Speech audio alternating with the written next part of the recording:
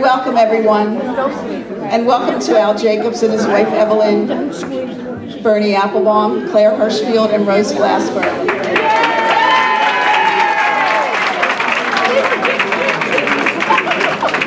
Some of our amazing teachers who taught us, and then 50 years later thought enough of us to come and share this evening with us. We offer them our gratitude for inspiring our minds, encouraging our dreams, and sharing their knowledge. Many of our classmates who are here tonight followed their path and went on to become educators and principals. Raise your hand if you're either an educator or a principal, and of course principals are educators as well. Okay, so there's a lot of you here. Thank you, thank you. 50 years ago, we came to the same place for our senior prom. I don't know if you remember coming, but we were here. Right. So, and I remember the first time I stood before you at move-up day. I was wearing high heels, and because I'm so short, I had to stand on like a booster. And I didn't get my whole shoe on the platform, and the back of my shoe was going like this during the whole speech. But I've probably given 100 speeches since then, so I'm not nervous anymore. At our past reunions, I had my favorite ghostwriter, Jill Chalfin, and Jill's over there. Hey, Jill! A professional writer. She wrote for the Daily, she was a columnist for the Daily News for close to 40 years, and a member of our class, and still one of my closest friends, write my remarks. Claire Hirschfield can attest to the fact that I was not one of her better students, but I finally found my voice. It's been an absolute delight reconnecting with many of you by telephone, emails, and handwritten notes prior to this evening. Your warmth has been overwhelming. I want to acknowledge and thank those who helped put this reunion together. Donna Dorfman helped me find all of you. That was not an easy task, and there were about... Ordinarily, at an event such as this, we need to remember that we gather to celebrate life. We gather to celebrate life in all of its dimensions: creative life, redeeming life, sustaining life. We gather to celebrate the omnipresence of good and grace, which have brought us to this space after 50 years. My secretary told me on Friday, she said, "Reverend, you're going there 50 years. That's a half century." I said, "Shut up your 40-year-old mouth."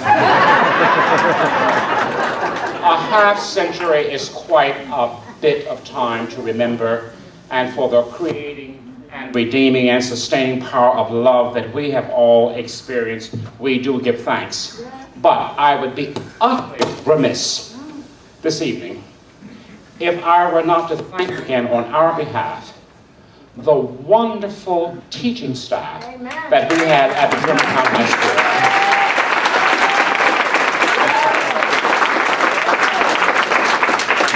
Claire Hirschfield, Bernie Applebaum, Mr. Jacobs. I didn't go on and take that calculus our senior year, and I was so glad that I did not.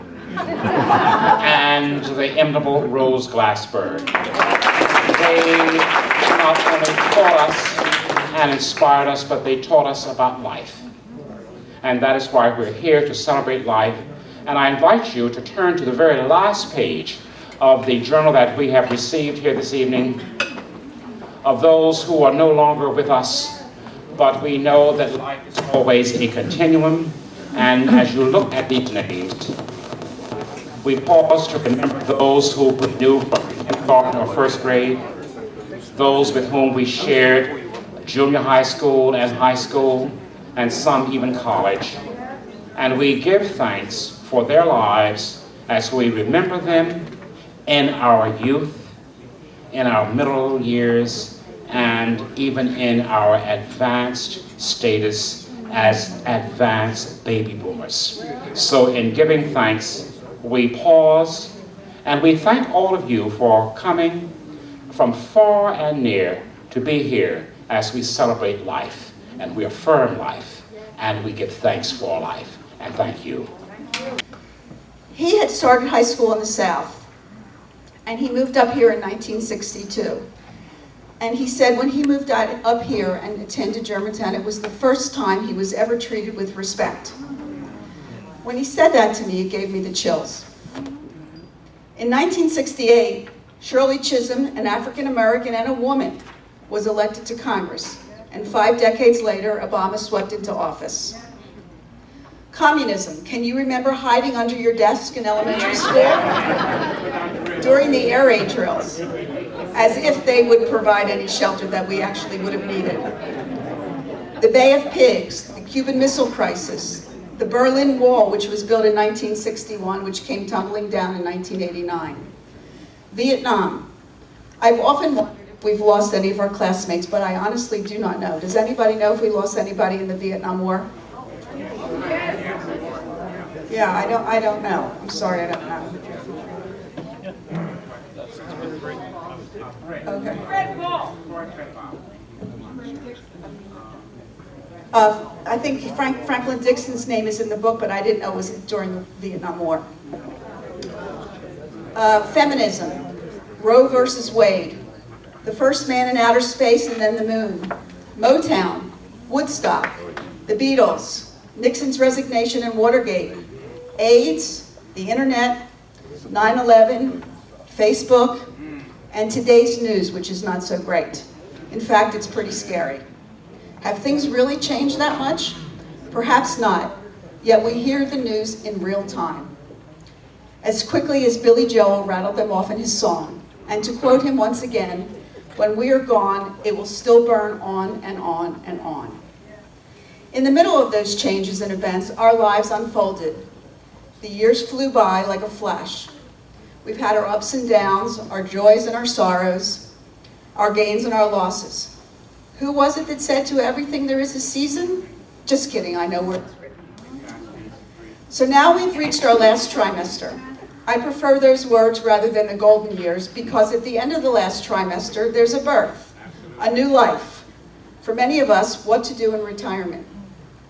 To grow old, wrote Martin Buber, who was a famous philosopher, is a wonderful thing if we do not forget how it is to begin again.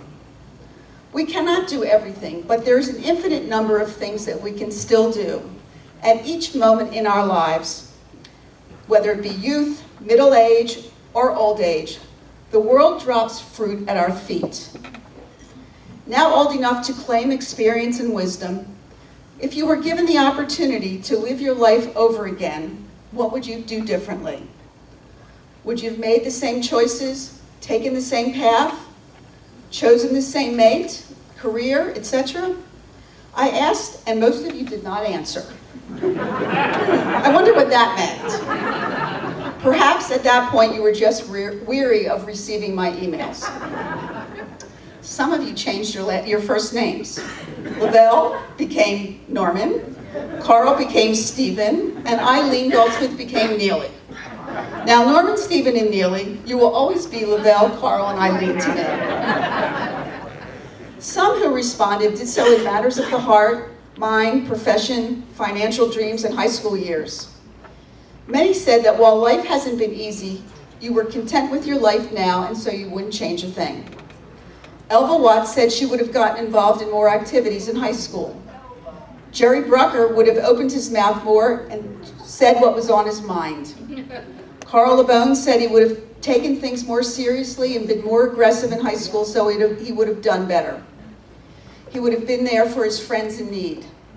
Elise Zittman said she would have studied Spanish, and Mark Listokin would have met and married Louise 10 years earlier and gotten a law degree. And one classmate who will go unnamed would have pursued a very lovely lady who he met the same time he started to date his future wife. Did you really want me to divulge your confession tonight? Yeah. Roberta Diamond would have become a vet technician instead of a nurse, and Nancy Ziegler would have pursued a career in the medical field. Marcia Berger would have invented Microsoft and the push-up bra. Surely an uplifting aspiration. Gary Yankowitz would have been born wealthy and smart, and Robert Stern would strive to be kinder, give back more, and save earlier. Bruce Cooper said he would have worried less, and Sharon Coulter wouldn't have been hung up on losing weight. and Christine Williams would have exercised more.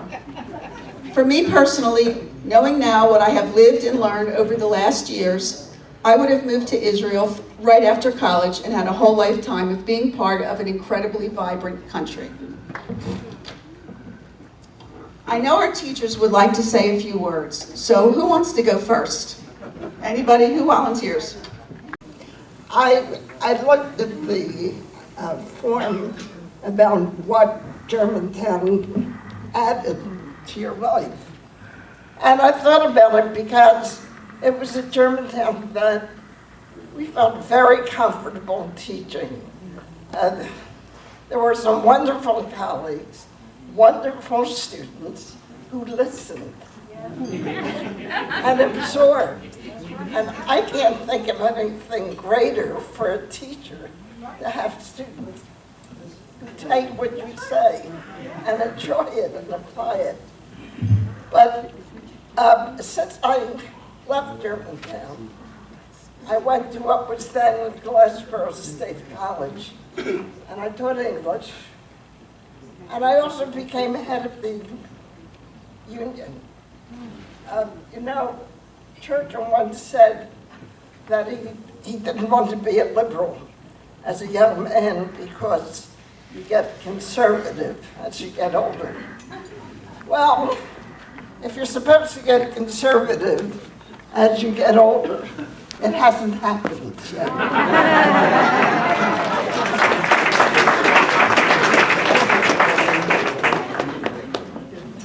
So I had this interesting experience. I'm no longer president of the union. I am president of the retiree chapter. And we do things like raise money for scholarships. We support the local when we can. We focus on political issues. And we put on a very nice newsletter. So I write for that. But the newsletter's been coming out for like 10 years. And I was afraid I was getting repetitious with my editorials. So I walked into a meeting one day and I said, you know, I owe Tony, that's our editor, an editorial. But I'm afraid I'm getting repetitious. And that's what this part is about. The heading I gave this was, "Play It Again, Sam." Sure, we all remember that line. I was sharing my concern at the October chapter meeting. This is 2011. That this column was becoming repetitious. When my colleagues, to my gratitude, reminded me of what every teacher professor should remember, that there is value in repetition. And that messages frequently need to be repeated before they register. I remember teaching Dreiser's An American Tragedy to a very receptive group of high school seniors. BJ, that's before Glassboro. To save time one day, I briefly summarized some arguments opposing capital punishment. And on my way home, was overcome with Jewish guilt. I always had plenty of that at the ready. And having imposed my personal views on these students, I really didn't know what to do. Should I tell them? Should I not? So I decided to say nothing. However, the next morning, individual students greeted me with the following. "Hey, Miss Glassberg, we took a vote at the table last night. You lost 2-1. So not at our house, she won 4-1. Similar ratings followed. At this point, I tried to explain my concern and my pre-class dilemma. But one student said, "Why are you apologizing for treating us like adults? Don't assume because you tell us something that we'll just swallow it without thinking." They didn't, and I love them. I love them for that. I love that student for saying that. And essentially, my chapter colleagues gave me the same message. So I thought it was interesting that I had that moment of connection. And I think it was because I walked into that class at Germantown with a sense of guilt. Plenty of that, right? And it was resolved very happily. And I walked into the lunchroom with my colleagues for this meeting with a sense of guilt because I was being repetitious. And that got resolved much more happily than I might have expected. So, you know, Thoreau said time is just the stream I go fishing in. I didn't expect to go back close to 50 years, that moment. But I'll tell you that when I left that meeting, I went home and wrote the column in an hour and a half. So thank you for the good memories, and thank you again for the help. Germantown around 1959 was probably about the most blessed thing that has ever happened to me. I loved it. I love the students, I love the teaching, and my colleagues. They were very, very special people. I think it was a really special time, at least at that school for sure, and I felt always very, very lucky. So my speech is very short. I just thank you all again, and maybe if I wanted to leave you a message, I might say that, you know, in the end, what I came to understand as a teacher is that a teacher has to begin to understand that he or she will learn a great deal from his students. And I learned a great deal from my students by their questions, by whatever may have been going on in the classroom. And that's finally, really, I think, what's important for a teacher to understand. We do not know it all. And when I look back, believe you me, I feel I really made some serious errors. But many of you just came through, or all of you maybe, in great spirits, and I adored you. I did. I was lucky. Thank you very much.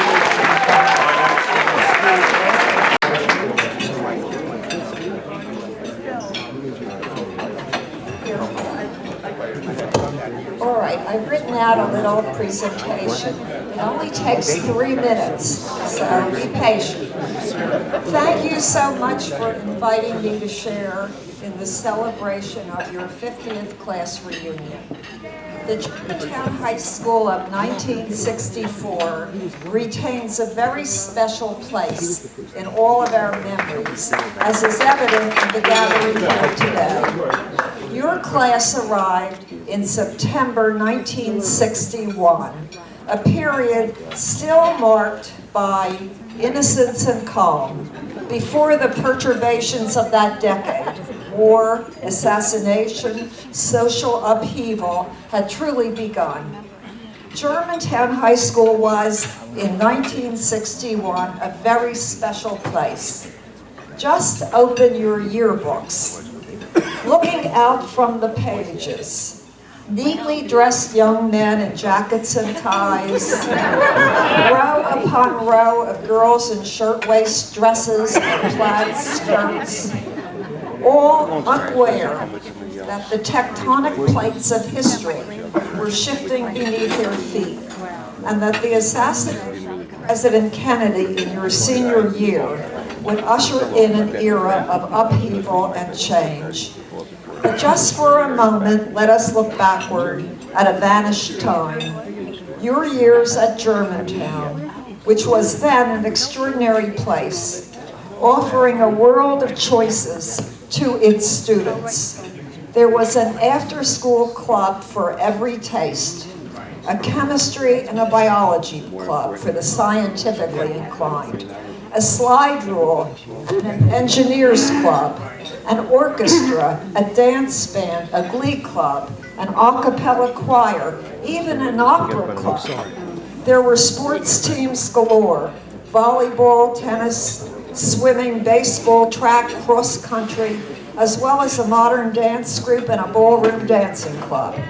and even a Latin club for the linguistically advanced. And then there were the large organizations, the local chapters of the National Honor Society, the Angels and Bobby Sox who volunteer in area hospitals, the Future Teachers of America, and even the Future Homemakers of America, who met weekly to learn the skills that, quote, make a good homemaker.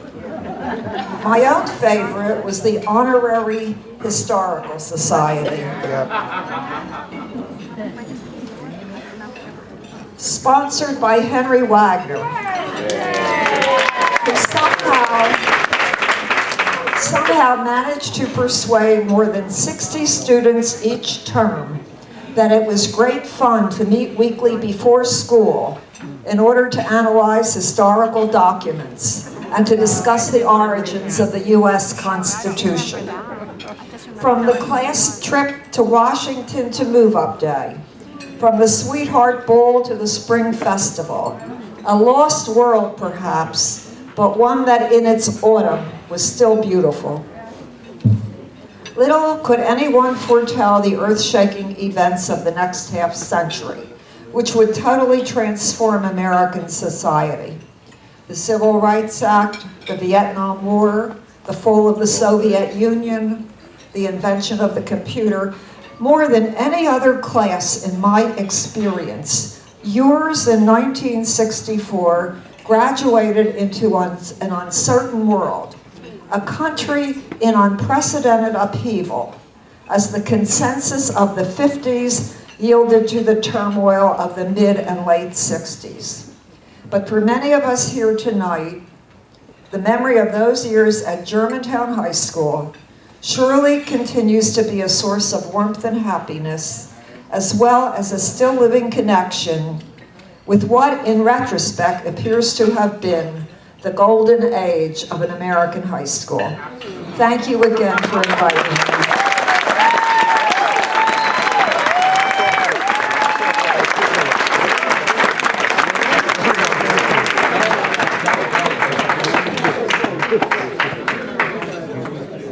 I have one really funny story to relate before, and we have a few other things on the agenda before we just party. I had Claire Hirschfield, I don't remember in which grade, maybe 11th grade. And those of you who had her probably remember that she always had handout mimeograph sheets. Well, I collected all these mimeograph sheets in a binder. And she saw that I had all these sheets in the binder. She said, oh, well, let me look at that. And I guess during one of the homework lessons or assignments, I was so frustrated that, pardon my language, I wrote screw across it. So here she has my binder, and she's flipping through the pages, and there she comes upon the page that says screw, and I went, oh my God, this is it, I'm done. But anyway, I survived, and we actually became friendly afterwards because I had her come and teach a course at my synagogue on the Holocaust many years later, so we created a nice friendship. You probably got a copy of the alma maters. And Diane Glover, after 50 years, will once again grace us with her beautiful voice. Well, she's going to lead us. And Lavelle, do you have your trumpet? You want to go get it? No, sing the song. Huh? Sing the song. He said, sing it. There's a piano. All right, we're all going to sing, okay? Sing.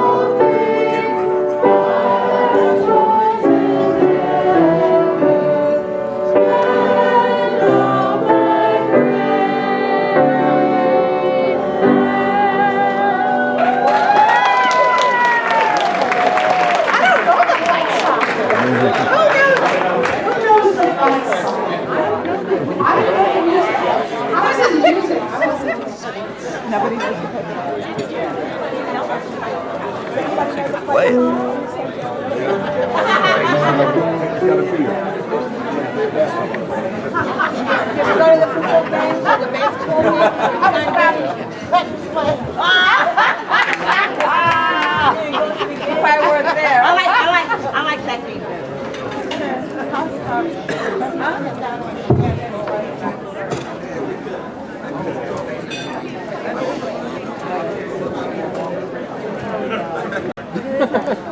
I'd like to be an anecdote about the Club Fest, about how good our teachers were. When I left Germantown High School, I thought, yeah, we had great teachers, but college is going to be even better. Wrong. What a disappointment. I didn't know that the teaching that we got, the instruction, you know, Mr. Jacobs who would say, it's the process, not the content. Or Mr. Wagner or Claire, you know, or Bernie Applebaum. I didn't realize this is as good as it gets. That most of your teachers were great. And I expected that in college, and what a disappointment. So thanks a lot.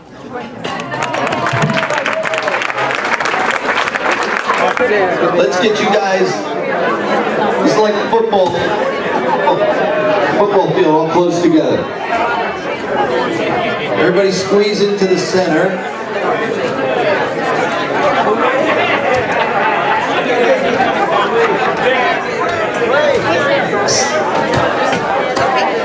We're the teachers. Where are the teachers? Yeah, teachers up front. Teachers in the front. I've been waiting to say that all day. And our photographers are standing up on chairs over here, right? You guys can see?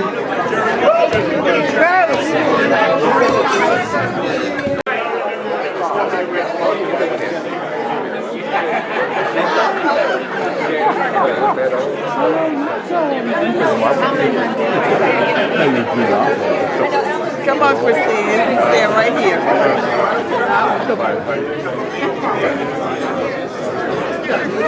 What do you think? All right, you all here. They're still taking pictures.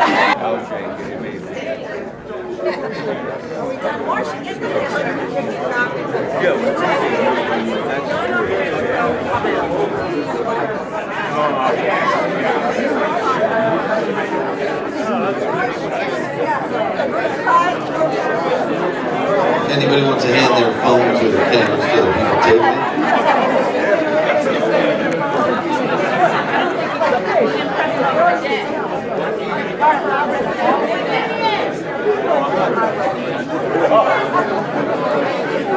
Let me get back in.